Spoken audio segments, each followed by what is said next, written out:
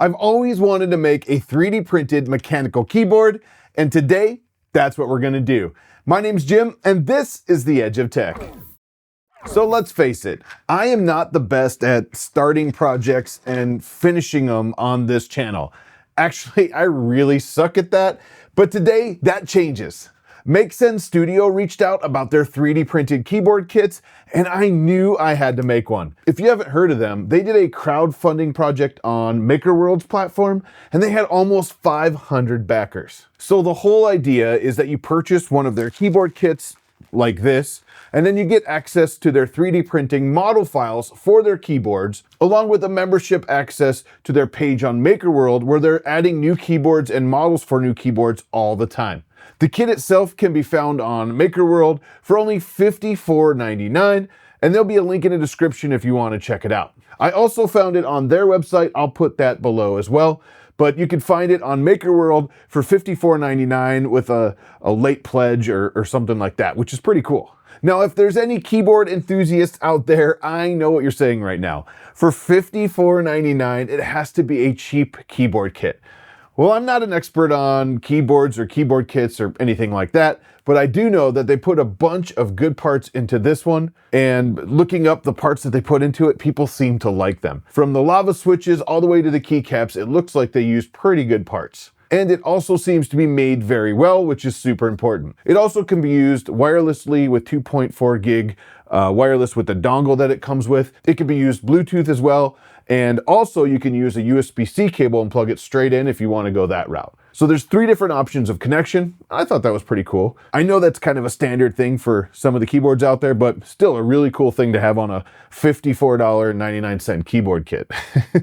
Not gonna lie, I've wasted more money on that on less capable keyboards in the past, so I can't wait to see how this one is. Now, when you get a kit, it comes with a main board with the keys that are already on it, like this. So everything's ready to go. There's no screws, no bolts, no assembly to this part. It's really just plug and play, and it's pretty cool. There you go. You also get a flex cable to connect the keyboard to the board.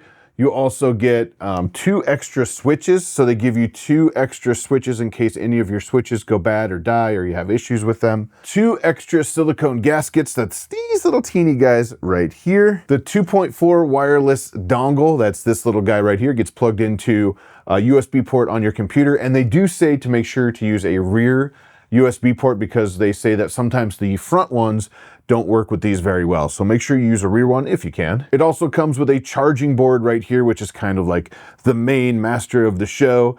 You run your keyboard into it, you run your battery into it, and you can charge or plug it in right from that little board there. Silicone feet, don't forget about the silicone feet. You need those so your keyboard doesn't slide all over the place. It comes with extra keycaps. If you're a Mac user, you get 4 extra keycaps to replace on the keyboard so you can use it and it looks like the Mac keys instead. So there you go. If you're a Mac user, that comes with the kit. And also don't forget the battery. This is a pretty dang good size battery, and it's gonna go inside of the kit as well. So that's what that is there. I almost forgot about the switch puller that they give you as well. If you need to replace one of these switches, you have a little switch puller that they give you to do that. In that kit, it really seems like it came with everything with the exception of the case, and that's where the 3D printing comes in. Makesen sent me the files to print any of the keyboards that they had available right now, and I chose the basic one.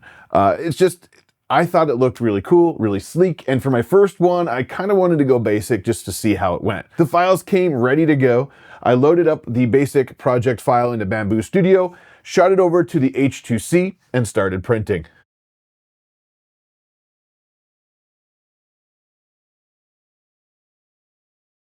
Real quick, this is a great time to jump in and talk about today's video sponsor, PCBWay. Did you know PCBWay does way more than making really custom sweet PCBs?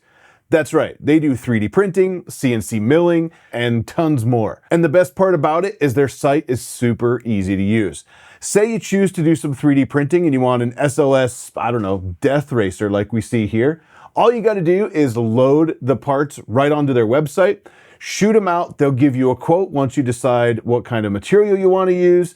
Once you get that quote, you accept it, they print it, and they ship it straight to you. It is super, super easy to use. They got really awesome customer service and their shipping times are actually really good. If you remember this SLS Death Racer we raced at Murph last year, that thing came out amazing, and yes, I won battles with it, and it's crazy, crazy strong. So click on the link in the description below if you want to check out PCBWay for the next project you're working on. I promise it's definitely worth it. Now back to it. The prints that come off the printer consist of the base that comes in two pieces like this, or at least it did when I printed it. It comes with the side pieces that you need for the side of the keyboard case frame. I guess we'll call it frame. The rear and the front of the keyboard as well. So all of that together, it was not too bad. And I almost forgot there are 15 little tiny 3D printed locking tabs. It's really hard to see because they're so small. You get 15 or you print 15 of those. I believe some are extra, but that's what's going to be used to hold a lot of this together, and it all is 3D printed. We've seen everything that comes with it and everything you need to 3D print. I think we should start putting this thing together because that's really going to be the fun part. So what we'll do is we'll take our base, and you can see there's 3 pins right here on the one I printed. And the pins, they look like this little guy right here. They're kind of double-sided. They have a front and a back, and the back seems to be flat. And that's important because the holes in here, the bottom of the holes are flat, the top are rounded. All right, so we're gonna take this pin and we're just gonna hopefully pop it in like that. I'm gonna do one here and one there, like that. So you got the 3 here. If you turn it around, there's one in this corner here. So that one is in there now. So I'm gonna do the same thing. I'm just gonna grab it with my tiny needle nose pliers. Hold on to it tight and push. There we go. Hopefully you guys saw that. So now there's the pin here, the 3 pins in this side, and the pin here. I know it's all black, it's kind of hard to see, but we're gonna take our base here and we're just going to push our base together. Then when you get it all together, it snaps together just like that. And this is what it looks like. So next we're gonna take our back plate, which is the thicker of the plates that you print. It kind of looks like this. And we're gonna take that, and the charging board is what they call it. And the charging board looks like this. We're gonna take that charging board, we're gonna put it right into the hole made for the charging board like that. And this is a Bamboo Lab Silk Plus PLA, I believe. I'll put it in the description below, but you have your charging port right here. You can see the USB-C plugs in right here. We're gonna take our frame like that. Let's see if I can get a good shot. It literally is just gonna sit down on the frame right in its place, just like that, and then push down like this to make sure it's all locked in. That's it for the back piece and the charging port. We're gonna move on to the next step. Next, we're gonna take our battery that looks like this, and we're gonna peel off that 3M cover. You probably don't have to do this if you don't want to, but I would like to stick it down. And there we go. We're gonna peel off that 3M tape adhesive little cover, and we're going to stick it right in the slot right here, if you can see that.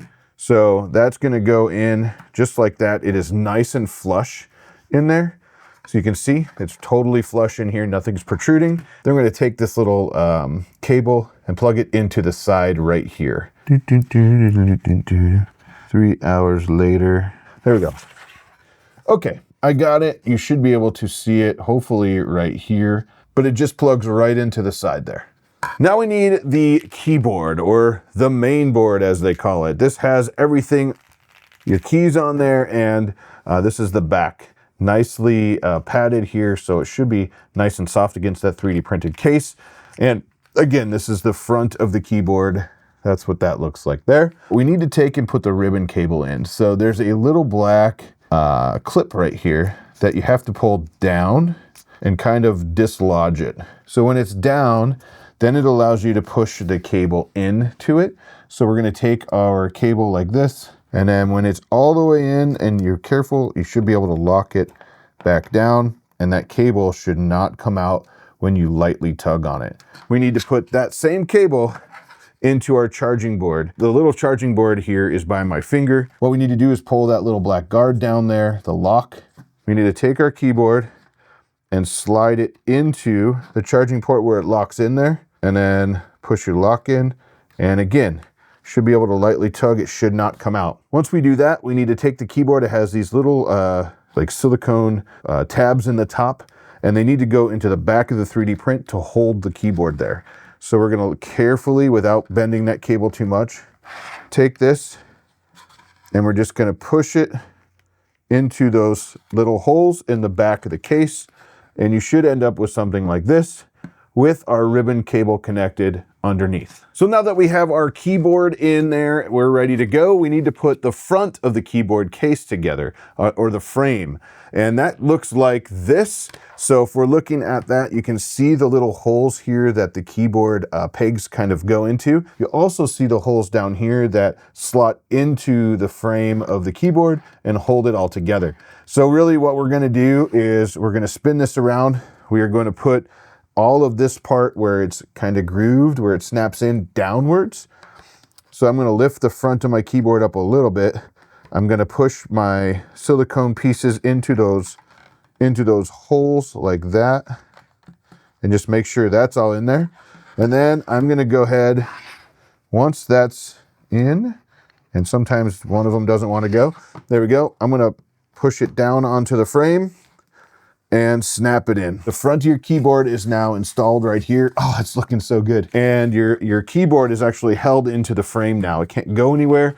It's not gonna fall out. And if you look on the back, everything should be flush. The frames should be flush with that base, and we know that we're locked in. So now the keyboard is done, the frame is good, everything's in, but there's one last step that we need to do. And if you notice on the bottom of the base here, there's 4 little grooves. We need to put our little rubber feet in. They come like this. And we're gonna just peel them off and stick them right in the grooves that they go in. This should be nice and flush in there. So now that they're all in, you can see there's 2 here and there's 2 there. This has the rubber feet. This thing's not gonna be sliding around on the table. It's not gonna be sliding when you're using it. And we officially have a fully assembled keyboard from Makesen Studio. This thing looks so good. I love this blue. I'm not gonna lie. I love this blue. I love how this keyboard looks, and I can't wait to start using it. Now they have instructions that kind of walk you through everything you need to do to get these keyboards set up for the first time on your computer. If you want to switch between the little dongle or Bluetooth or just plug it in. And if you want to turn on the RGB, that's right, I said RGB, and it's built into this keyboard, and I think that is super cool. Now, Makesen Studio actually sent me 2 of these keyboard kits, and it's almost Christmas. So I thought I'd make another keyboard in a Christmas theme, and I used their Pytone design, and I think it came out really good too. Let me grab it. I made it in silk blue, like you saw on this one, and also silk red, but I also put the silk green inside of all the little lines here in the blue and the red. I probably should have just gone with red and green and put the blue inside. That's what my wife tells me too. It is a really cool keyboard, a little bit heavier. Yeah, I'd say a little bit heavier than this one, not too much. But I probably should have done green where the blue is and put the blue like inside there. But also, if this wasn't Christmas, it'd be a great 4th of July keyboard with the red, white, and blue look there that you can see on the camera. I love these Silk Plus colors from Bamboo Lab as well. And also has the clicky-clacky sound that we really like. Now, the best part about these keyboards is that if you don't like the color scheme, like I probably should have done the green on the outside and the blue inside, because that'd be way more festive Christmas-wise. But if you don't like that, all you have to do is reprint the parts or reprint a new design, pop the frame off these, and put a new one on. The base stays the same. So your stickies don't ever have to be peeled off, and the base doesn't need to come apart. Just the frame of the keyboard, you know, you pull the sides out, you pull your front off and your back off, you're good to go. Just be careful that you don't pull that ribbon cable out if you're pulling the back out. Makesen actually says that they're releasing cases weekly on MakerWorld, and you're always gonna have a new one to try. And don't forget about the community. I know people in the community are gonna be designing their own keyboards for these, and that makes me even more excited because people out there are super cool and their designs just blow me away most of the time. So I know there's gonna be some really cool stuff out there. But both of these, you know, both of these came out so good, and I really do love both of them. I'm not sure which one I should use on my desk and which one I should redo though. Let me know in the comments which one you like better. Whew. So overall, I would highly suggest if you want to 3D print a keyboard, you check out the Makesen Studios Keyboards Kits. There's a link in the description below, again, if you want to check it out. I'll put the Maker World link in there, and then you should be able to find everything you need from there. They do have a website as well. I can put that link in there as well. But smash that like button if you got value from this video, and subscribe if you want to see more fun projects and content like this here on my channel. Because I got a lot of fun stuff coming soon and I don't want you to miss it. Also, one last thing, wait, if you're still here, what color would you have done? I mean, like, I love this blue. This Silk Plus blue is phenomenal. I love the look of it, but what would you have done? Like, what color would you have done in the basic one or the Pytone one? I've seen some really cool ones where people color every block on here, and I thought that was cool too. And also, if you haven't seen this one, go check that out next.